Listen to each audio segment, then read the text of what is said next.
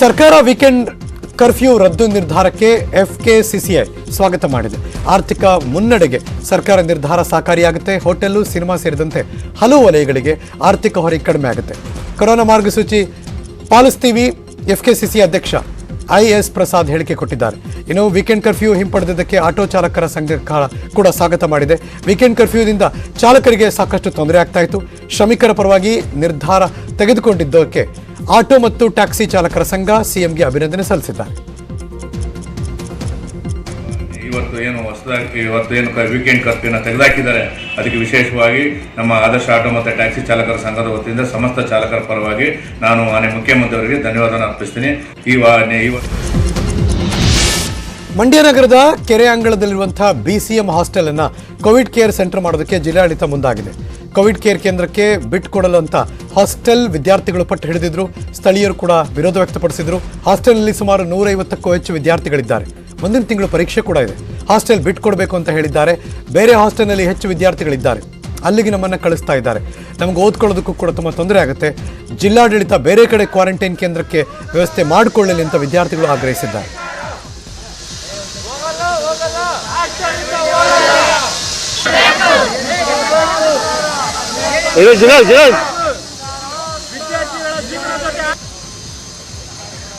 ವರ್ಗಾವಣೆ ಮಾಡ್ತಾ ಇದೀವಿ ಅಂತ ನಮ್ಗೆ ತೊಂದರೆ ಏನಾಗ್ತಿದೆ ಅಂದ್ರೆ ನಾಳೆ ನೆಕ್ಸ್ಟ್ ತಿಂಗಳು ಎಕ್ಸಾಮ್ ಇದೆ. ಮತ್ತೆ ಇನ್ನೊಂದೇನಂದ್ರೆ ಅಲ್ಲಿ ಹಾಸ್ಟೆಲ್ ಕೆಪಾಸಿಟಿ ನಮ್ಮನ್ನ ತಡ್ಕೊಳ್ಳೋಂಥ ಕೆಪಾಸಿಟಿ ಹಾಸ್ಟೆಲ್ ಇಲ್ಲ.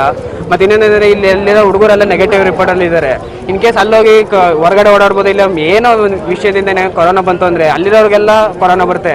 ಕೋವಿಡ್ ಪೇಷಂಟ್ನ ತಂದು ಸುಧಾರಿಸೋದು ನೆಪದಲ್ಲಿ ಮತ್ತಷ್ಟು ಕೋವಿಡ್ ಪೇಷಂಟ್ಗಳನ್ನ ಉತ್ಪತ್ತಿ ಮಾಡ್ತಿದ್ದಾರೆ ಹೊರತು ಕೋವಿಡ್ ಸುಧಾರಿಸ್ತಾರ ತರ ನಮ್ಗೆ ಕಾಣ್ತಾ ಇಲ್ಲ.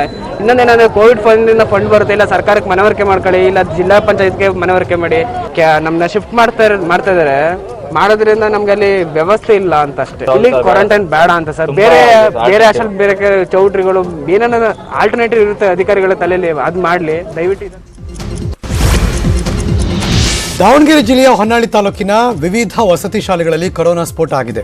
ವಸತಿ ಶಾಲೆಗಳಿಗೆ ಶಾಸಕ ಎಂಪಿ ರೇಣುಕಾಚಾರ್ಯ ಭೇಟಿ ಕೊಟ್ಟರು. ತಾಲೂಕಿನ ಸಿಂಗಟಗೆರೆಯ ಕಿತ್ತೂರು ರಾಣಿ ಚೆನ್ನಮ್ಮ ಮತ್ತು ಮಾದನಬಾವಿಯ ಮುರಾರ್ಜಿ ದೇಸಾಯಿ ವಸತಿ ಶಾಲೆಯಲ್ಲಿನ ಮಕ್ಕಳು ಹಾಗೂ ಶಿಕ್ಷಕರಿಗೆ ಕೊರೋನಾ ಪತ್ತೆಯಾಯಿತು. ಎಲ್ಲಾ ಮಕ್ಕಳು ಶೀತ, ಕೆಮ್ಮು, ತಲೆನೋವಿನಿಂದ ಬಳಲ್ತಾ ಇದ್ದಾರೆ. ವಸತಿ ಶಾಲೆಗಳಿಗೆ ಭೇಟಿ ಕೊಟ್ಟು ರೇಣುಕಾಚಾರ್ಯ ಮಕ್ಕಳ ಆರೋಗ್ಯ ವಿಚಾರಿಸಿದ್ದಾರೆ. 14 ಜನ ಮಕ್ಕಳಿಗೆ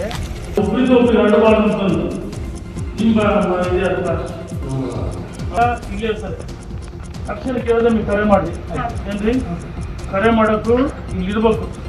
ಒಂದು 7 ದಿವಸ ಯಾವುದೇ ಚಾಮರಾಜನಗರದ ಮಲೆ ಮಹದೇಶ್ವರ ಬೆಟ್ಟದಲ್ಲಿ ಇವತ್ತಿನಿಂದ ಯಥಾ ಪ್ರಕಾರ ಮಾದಪ್ಪನ ದರ್ಶನ ಸಿಗ್ತಾ ಇದೆ. ವಾರದ ಎಲ್ಲಾ ದಿನಗಳಲ್ಲೂ ಕೂಡ ಬೆಳಗ್ಗೆ 5ರಿಂದ ರಾತ್ರಿ 10 ಗಂಟೆ ತನಕ ದೇವರ ದರ್ಶನಕ್ಕೆ ಅವಕಾಶ ಇರುತ್ತೆ. ಗರ್ಭಗುಡಿಯ ಮುಂಭಾಗ ಒಂದು ಬಾರಿಗೆ 50 ಜನರಿಗೆ ಮಾತ್ರ ಪ್ರವೇಶಕ್ಕೆ ಅವಕಾಶ ಕೊಟ್ಟಿದ್ದಾರೆ.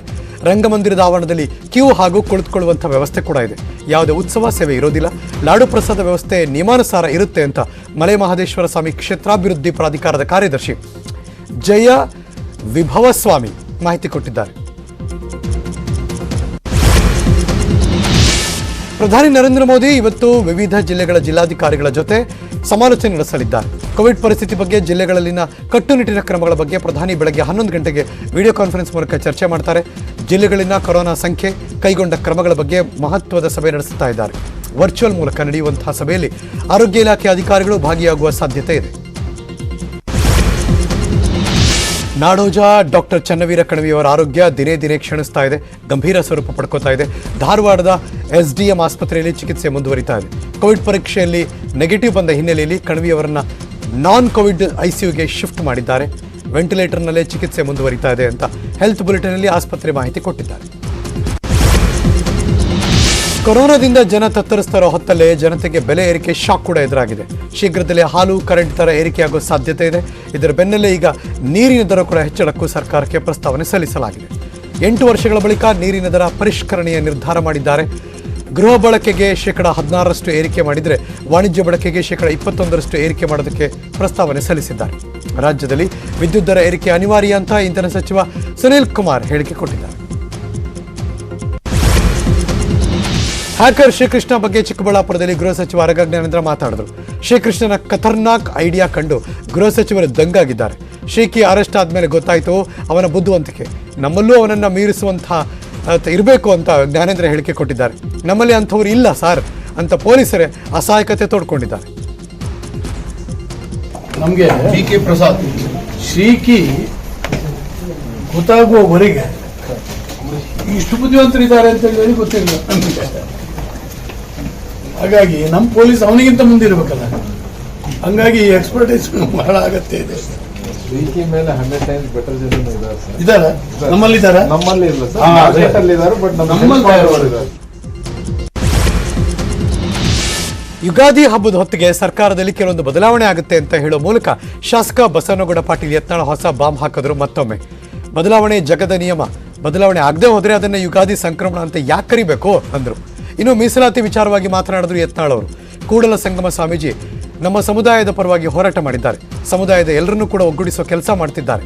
ಇದೇ ವೇಳೆ ಸೂರ್ಯ ಚಂದ್ರ ಇರೋ ತನಕ ನಿರಾಣಿ ಸಿಎಂ ಆಗೋದಿಲ್ಲ, ಸಿಎಂ ಆಗ್ತೇವೆ ಅಂತ ಕೆಲವರು ಸೂಟ್ ಕೂಡ ಹೊಲಿಸ್ಕೊಂಡಿದ್ದಾರೆ. ಈಗ ಅದು ಮಾರಾಟಕ್ಕಿದೆ ಅಂತ ವ್ಯಂಗ್ಯದ ಮಾತಾಡಿದ್ರು ಬಸವನಗೌಡ ಪಾಟೀಲ್ ಯತ್ನಾಳ್. ನಾನು ಮಿನಿಸ್ಟರ್ ಅಂತೇಳಿ ಬೇಡಿಕೆ ಇಟ್ಟಿಲ್ಲ, ನಾವು ಇಟ್ಟಿದ್ದು ಎಲ್ಲ ಸಮುದಾಯಗಳಿಗೆ ಮೀಸಲಾತಿ ಅದನ್ನು ಕೊಡ್ರಿ ಅಂತ ಹೇಳಿದ್ದೀವಿ. ಈಗಾದ್ರೂ ನಾವು ದಿಲ್ಲಿಗೆ ಹೋದರೂ ಸಹಿತ ಈ ವಿಷಯದಾಗ ಹೋಗೋದಿಲ್ಲ. ಮಂತ್ರಿ ಮಾಡೋದ್ರ ಸಲುವಾಗಿ, ಸಚಿವ ಸಂಪುಟದ ಸಲುವಾಗಿ ಅವ್ರು ಯಾವಾಗಾರೆ ಮಾಡ್ಕೊಳ್ಳಿ, ಏನಾರು ಮಾಡ್ಕೊಳ್ಳಿ, ಒಳ್ಳೆಯ ಸರ್ಕಾರ ಕೊಡಲಿ. ರಾಜ್ಯದಲ್ಲಿ ನಾಯಕತ್ವ ಬದಲಾವಣೆ ಪ್ರಶ್ನೆ ಇಲ್ಲ ಅಂತ ಕೇಂದ್ರ ಸಚಿವ ಪ್ರಹ್ಲಾದ್ ಜೋಶಿ ದೆಹಲಿಯಲ್ಲಿ ಹೇಳಿಕೆ ಕೊಟ್ಟಿದ್ದಾರೆ. 2023ರ ಚುನಾವಣೆವರೆಗೂ ನಾಯಕತ್ವ ಬದಲಾವಣೆ ಇಲ್ಲ, ಬೊಮ್ಮಾಯಿ ನೇತೃತ್ವದಲ್ಲಿ ಚುನಾವಣೆ ನಡೆಯುತ್ತೆ ಎಂದರು, ಸ್ಪಷ್ಟನೆ ಕೊಟ್ಟರು. ಕರ್ನಾಟಕದ ನಾಯಕತ್ವ ಬದಲಾವಣೆ ಪ್ರಶ್ನೆಗಳು ಈ ಹಿಂದೆನೂ ನಾನು ಬಹಳ ಸ್ಪಷ್ಟಪಡಿಸಿದ್ದೇನೆ. 2023ರವರೆಗೆ 23ರ ಚುನಾವಣೆಯಲ್ಲಿಯೂ ಸಹಿತ ಬಸವರಾಜ ಬೊಮ್ಮಾಯಿ ಅವರ ನೇತೃತ್ವದಲ್ಲಿ ನಡೀತದೆ. ಇದರ ಬಗ್ಗೆ ಯಾರಿಗೂ ಯಾವುದೇ ರೀತಿಯಾದಂಥ ಅನುಮಾನ ಬೇಡ.